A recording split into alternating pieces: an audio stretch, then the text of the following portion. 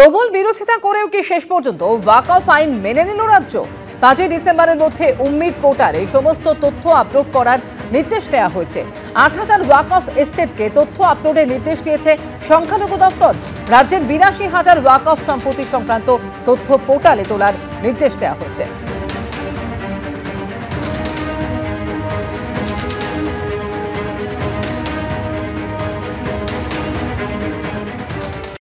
Departmental একটা ভারত সরকার সেই সিদ্ধান্ত নিয়েছে, তার অনুযায়ী একটা গাইডলাইন এসেছে।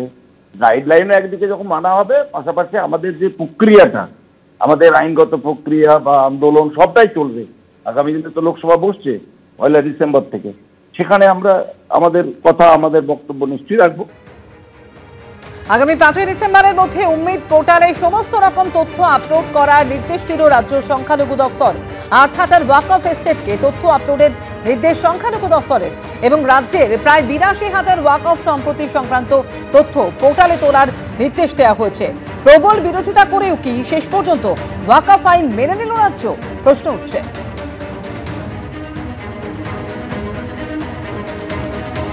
ওয়াকফ সম্পত্তির নিয়ন্ত্রণ কারা করবে তা ঠিক করতে 5ই এপ্রিল ওয়াকফ আইনে সংশোধনী আনে মোদী সরকার, যার বিরুদ্ধে দায়ের হওয়া মামলায় 15ই সেপ্টেম্বর অত্যন্ত গুরুত্বপূর্ণ রায়ে সুপ্রিম কোর্ট জানিয়ে দেয় ওয়াকফ সম্পত্তি রেজিস্ট্রি করতেই হবে। সংশোধিত আইনে সরকার এই সংস্থান রেখেছিল, যার বিরোধিতা করেছিলেন মামলাকারীরা, কিন্তু এই বিরোধিতা খারিজ করে দিল সুপ্রিম কোর্ট। সরকারের পক্ষে রায় দিয়ে তারা জানিয়ে দিল ওয়াকফ সম্পত্তি রেজিস্ট্রেশন বাধ্যতামূলক। সুপ্রিম কোর্টে তৎকালীন প্রধান বিচারপতি BR গাভাই ও বিচারপতি অগাস্টিন জর্জ মাসিহার বেঞ্চ জানিয়ে দিয়েছিল ওয়াকফ সম্পত্তি রেজিস্ট্রি করতে হবে। এটি কোনো নতুন নিয়ম নয়, কারণ এই শর্তটি 1995 এবং 2013 সালের পূর্ববর্তী আইনগুলিতেও ছিল। তবে ওয়াকফ সম্পত্তি দানে অন্তর্বর্তী স্থগিতাদেশ জারি করা হয়েছে।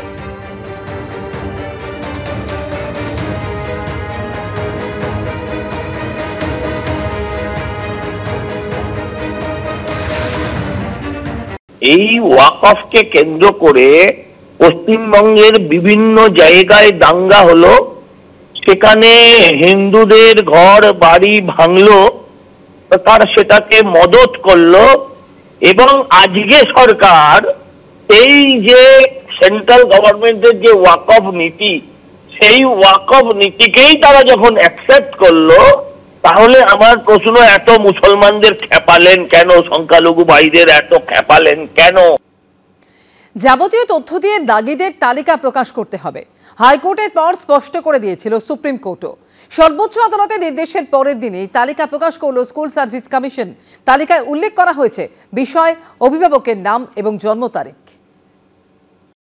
কলকাতা হাইকোর্টের পর সুপ্রিম কোর্টেও চাপের মুখে পড়ে অবশেষে বিস্তারিত তথ্য দিয়ে দাগিদের তালিকা প্রকাশ করল স্কুল সার্ভিস কমিশন।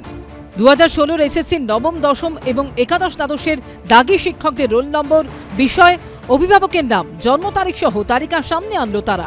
আজকেও যে তালিকা আপনারা দেখছেন, সেখানে কিন্তু দেখবেন বিদ্যালয়ের নাম প্রকাশ করেননি।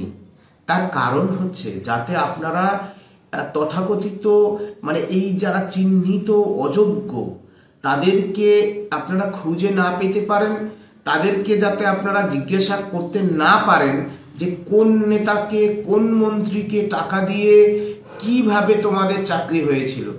এখনো রাজ্য সরকার এসএসসির মাধ্যমে, এসএসসির যিনি চেয়ারম্যান আছেন তার মাধ্যমে অযোগ্য যারা আছেন তাদেরকে লুকোনোর চেষ্টা করছে।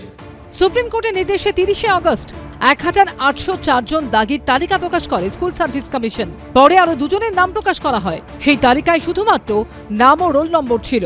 এরপর সম্প্রতি বিস্তারিত তথ্য দিয়ে দাগিদের তালিকা প্রকাশ করতে নির্দেশ দেন কলকাতা হাইকোর্টের বিচারপতি অমৃতা সিনহা। 19শে নভেম্বর এই সংক্রান্ত মামলায় শুনানিতে তিনি বলেন, 2016 এবং 2025-এর নিয়োগ প্রক্রিয়ায় একই ব্যক্তির রোল নম্বর ভিন্ন ভিন্ন হয়। শুধুমাত্র নাম প্রকাশ করলে কোনো ব্যক্তির পরিচয় নিয়ে নিশ্চিত হওয়া যায় না। একই নামের একাধিক ব্যক্তি হয়। সহজেই যাতে দাগিদের শনাক্ত করা যায়, সেই উদ্দেশ্যেই সুপ্রিম কোর্ট নাম প্রকাশ করতে বলেছিল। আরও বিস্তারিত তথ্য দিয়ে দাগিদের তালিকা প্রকাশ করতে হবে। বুধবার সুপ্রিম কোর্টেও তীব্র ভৎসনার মুখে পড়ে স্কুল সার্ভিস কমিশন। বিচারপতি সঞ্জয় কুমার ও বিচারপতি অলোক কারাথের বেঞ্চ স্পষ্ট জানিয়ে দেয়, দাগিদের যাবতীয় বিবরণ সহ তালিকা প্রকাশ করতে হবে এসএসসিকে। 24 ঘন্টার মধ্যে তথ্য দিয়ে 1806 জনের তালিকা প্রকাশ করল স্কুল সার্ভিস কমিশন। স্কুলের নাম উল্লেখ নেই, বাবার নাম এবং বয়স দেওয়া আছে, কিন্তু স্কুলের নাম আমরা দেখতে পাচ্ছি না। আমরা সেটা মনে করছি যে এক্ষেত্রেও কমিশনে কোনো একটা গভীর চক্রান্ত রয়েছে, হয়তো তারা দাগিদের এক্ষেত্রে আড়াল করার চেষ্টা করছে। আমরা এটাও বলছি যে এই লিস্ট, এই যে দাগিদের যে লিস্ট, এই লিস্ট যথাযথ নয়, আরও সংখ্যাটা প্রায় 5 থেকে 6,000 এর সঙ্গে যুক্ত হবে। তবে এই তালিকায় স্কুলের নাম ও ক্যাটাগরি, অর্থাৎ তিনি কোন স্কুলে শিক্ষকতা করতেন এবং জেনারেল অথবা তফসিলি জাতিভুক্ত কিনা তা উল্লেখ করা হয়নি।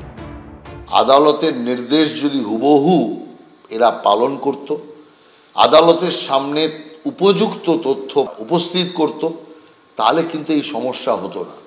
আপনি ঘুরে ফিরে দেখুন, পুরো সমস্যাটা কায়দা করে এসএসসি তৈরি করছে, আর তার নেপথ্যে আছে রাজ্য সরকার, তৃণমূল পার্টি।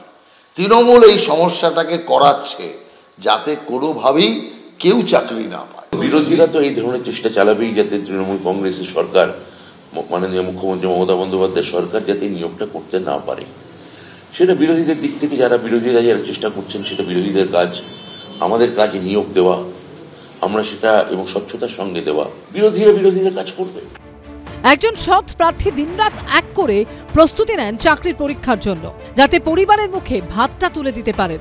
কিন্তু সেই চাকরি আজ কার্যত বিস্ময় জলে, আর যোগ্যদের প্রাপ্তি শুধুই চোখের জল। কিন্তু এভাবে আর কতদিন? সেই প্রশ্নের উত্তর দেবে কে? কৃষ্ণেন্দু অধিকারী ও ঐশী মুখোপাধ্যায়ের রিপোর্ট, এবিপি আনন্দ। প্যানেলের মেয়াদ উত্তীর্ণ হওয়ার পর কাদের নিয়োগ করা হয়েছে? 10ই ডিসেম্বরের মধ্যে এসএসসির কাছে তাদের তালিকা চাইল কলকাতা হাইকোর্ট। 2025-এ নিয়োগে লিখিত পরীক্ষার ওএমআর আপলোডের নির্দেশ। স্কুল সার্ভিস কমিশনের পাশেই শিক্ষামন্ত্রী।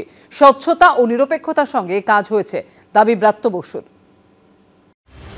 কিছুতেই পিছু ছাড়ছে না বিতর্ক। এসএসসির নতুন নিয়োগের পরীক্ষার বৈধতা নিয়ে বুধবার প্রশ্ন তুলেছে সুপ্রিম কোর্ট, আর বৃহস্পতিবার নিয়োগ প্রক্রিয়ার স্বচ্ছতা নিয়ে কলকাতা হাইকোর্টেও প্রশ্নের মুখে পড়ল এসএসসি। ফের আদালতে উঠল মেয়াদ পুরনো প্যানেলের প্রসঙ্গ। বৃহস্পতিবার বিচারপতি অমৃতা সিনহা এসএসসির উদ্দেশ্যে প্রশ্ন করেন, প্যানেলের মেয়াদ পুরনোর পর কাদের নিয়োগ করা হয়েছিল? 10ই ডিসেম্বরের মধ্যে সেই নামের তালিকা আদালতে পেশ করতে হবে স্কুল সার্ভিস কমিশনকে। বুধবার সুপ্রিম কোর্টের বিচারপতি সঞ্জয় কুমার এসএসসির আইনজীবীকে বলেন, আমরা রায়ে বলেছিলাম যে নতুন করে নিয়োগ প্রক্রিয়া সংগঠিত করতে হবে। আমরা আপনাদের বলিনি যে নতুন শূন্যপদ তৈরি করে নতুন প্রার্থীদের নিয়ে আসুন, কিন্তু আপনারা সেটা করেছেন। এরই সঙ্গে এসএসসির শিক্ষক নিয়োগ সংক্রান্ত সব মামলা কলকাতা হাইকোর্টে ফেরত পাঠিয়ে দেয় সুপ্রিম কোর্ট। নির্দেশ দেয় বিস্তারিত তথ্যসহ দাগিদের তালিকা প্রকাশ করতে হবে এসএসসিকে। সেই মতো বৃহস্পতিবার কলকাতা হাইকোর্টের বিচারপতি অমৃতা সিনহার এজলাসে মামলা ওঠে। বিচারপতি বলেন, 2016-র নিয়োগ প্রক্রিয়ার প্যানেলের মেয়াদ উত্তীর্ণ হয়ে যাওয়ার পর যে শিক্ষকরা নবম, দশম, একাদশ, দ্বাদশের নিয়োগপত্র পেয়েছিলেন, আদালতে তাদের তালিকা পেশ করতে হবে।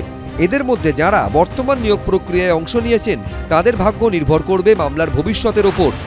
মহামান্য বিচারপতি অর্ডার দিয়েছে যে ইমিডিয়েটলি ওএমআর পাবলিশ করতে হবে 2025 সালে 9, 10, 11, 12 এবং 2016 সালে এক্সপায়ারি অফ প্যানেলের পরে যারা যারা চাকরি পেয়েছে তাদের পুরো তালিকা কোর্টে প্রকাশ করতে হবে 10 তারিখ পরবর্তী শুনানি। বুধবার এসএসসিকে তিরস্কার করেছে সুপ্রিম কোর্ট। বৃহস্পতিবার হাইকোর্টের প্রশ্নের মুখে পড়ল এসএসসি। তারপরেও অবশ্য স্কুল সার্ভিস কমিশনের পাশে দাঁড়িয়ে বিচার ব্যবস্থার একাংশকে নিয়ে পাল্টা প্রশ্ন তুলেছেন শিক্ষামন্ত্রী ব্রাত্য বসু। এখন আমি মনে করি না যে মানে বিচারক ভেদে বা কোর্ট ভেদে আইন পাল্টায়, যদি না কোনো বিচারকের নির্দিষ্ট রাজনৈতিক পক্ষপাত এবং অভিসন্ধি থাকে। আমাদের রাজ্যে এই ধরনের রাজনৈতিক পক্ষপাত বা বায়াস বা অভিসন্ধি বা রাজনৈতিক কোনো উদ্দেশ্য আমরা কারো কারো ক্ষেত্রে দেখেছি, এটা পরবর্তী ক্ষেত্রে প্রমাণিত হয়েছে। কে কোথায় মামলা হচ্ছে বা না, মামলা হলে হবে, সেখানে এসএসসি যারা প্যানেলিস্ট লয়ার আছেন তারা লড়বেন। মমতা ব্যানার্জি এই কাকে ডাকতে হবে, কাকে পরীক্ষায় বসবেন না, 10 নম্বর বাড়তি দিবেন, উনি বুদ্ধি দিয়েছেন এবং কমপ্লিটলি সুপ্রিম কোর্টের অর্ডার ভাইলেশন করেছেন। অর্ডারে ক্লিয়ার লেখা ছিল নতুন করে অ্যাপ্লিকেশন দিয়ে নাম নেওয়ার বিষয় ছিল না। গোটা বিষয়টাকে পরিকল্পনা, নির্দেশনা এবং মঞ্চস্থ করেছেন মমতা বন্দ্যোপাধ্যায় নিজে। অতএব মমতা বন্দ্যোপাধ্যায় জেল চাই আমরা এই দুর্নীতির জন্য। লক্ষ লক্ষ প্রার্থীর ভবিষ্যৎ আপাতত প্রশ্নের মুখে। কতদিনে কাটবে এই জট? কবে কাটবে সংশয়? কারা দায়ী এর জন্য? তাদের কি শাস্তি হবে? এই প্রশ্নগুলোই ঘুরপাক খাচ্ছে চাকরি প্রার্থীদের মনে। সৌভিক মজুমদার, কৃষ্ণেন্দু অধিকারী, বিটন চক্রবর্তী, এবিপি আনন্দ। এবিপি আনন্দ, এগিয়ে থাকে, এগিয়ে রাখে।